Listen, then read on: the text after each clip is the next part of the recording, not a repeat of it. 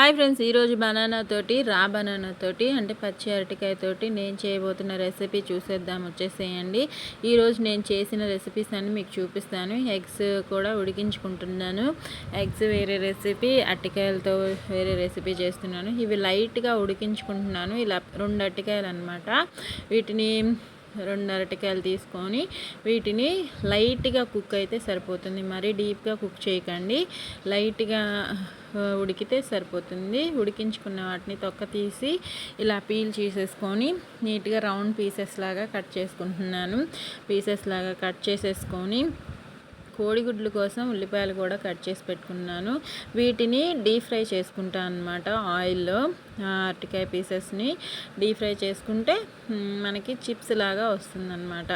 ఇంకా హై ఫ్లేమ్లోనే పెట్టుకున్నాను. మీడియం టు హైలోకి మార్చుకుంటూ ఫ్రై చేసుకున్నాను అనమాట.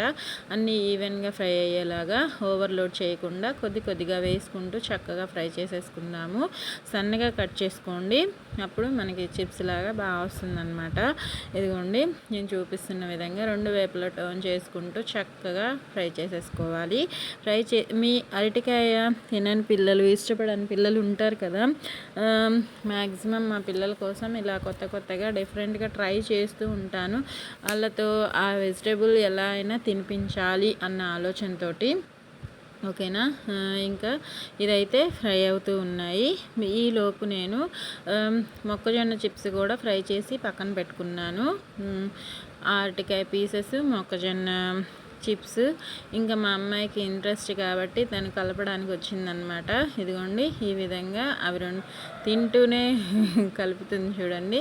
సాల్ట్ ఒక 1 స్పూను మొక్కజొన్న చిప్స్లోకి ప్లస్ దీంట్లోకి కలుపుకోవడం కోసము సాల్ట్ 1 స్పూను, కారం ఒక 1/2 స్పూన్ సరిపోతుంది. చక్కగా వేసి మిక్స్ చేసుకొని ఉప్పు కారం పెడితే బాగుంటుంది కదా. దీంతో పాటు బూందీ కూడా వేస్తున్నాను.